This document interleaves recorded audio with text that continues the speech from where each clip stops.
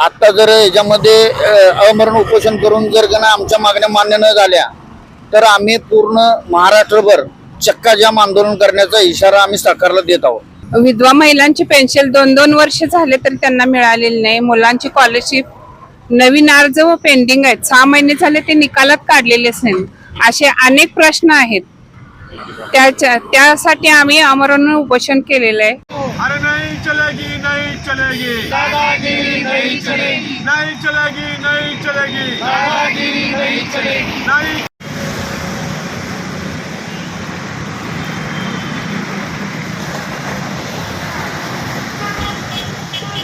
राष्ट्रीय बहुजन कामगार महासंघाचा जय हो। आगे बढ़ो, हम तुम्हारे साथ हैं। संदीप पटोले साहब तुम आगे बढ़ो, हम तुम्हारे साथ हैं। राष्ट्रीय बहुजन कामगार महासंघाचा जय असो, राष्ट्रीय बहुजन कामगार महासंघाचा जय असो, राष्ट्रीय बहुजन कामगार महासंघाचा जय असो।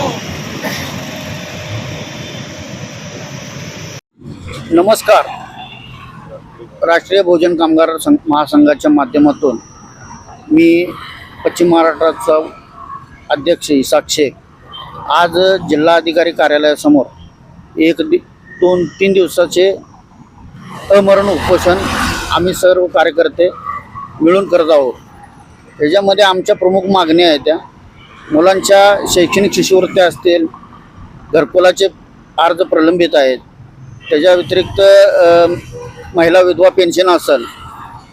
या माध्यमातून आम्हाला सरकारला एक सांगायचं आहे की ह्या जे प्रलंबित ज्या योजनेचं जे हे राहिलेलं आहे ते तात्काळ मार्गी लागलं पाहिजे, याच्यासाठी आम्ही अमरण उपोषण करत आहोत। आता जर याच्यामध्ये अमरण उपोषण करून जर का ना आमच्या मागण्या मान्य न झाल्या तर आम्ही पूर्ण महाराष्ट्रभर चक्का जाम आंदोलन करण्याचा इशारा आम्ही सरकारला देत आहोत। मी राष्ट्रीय बहुजन कामगार महासंघ महाराष्ट्र राज्य अनिता पश्चिम महाराष्ट्र अध्यक्ष अनिता बावचे बोलते। विधवा महिलांची पेन्शन 2-2 वर्ष झाले तरी त्यांना मिळालेली नाही। मुलांची स्कॉलरशिप नवीन अर्ज व पेंडिंग आहेत, 6 महिने झाले ते निकालात काढलेलेच नाही। असे अनेक प्रश्न आहेत, त्यासाठी आम्ही आमरण उपोषण केलेलं आहे। त्यांचा कॅम्प 6 महिने झालं पूर्ण बंद आहे।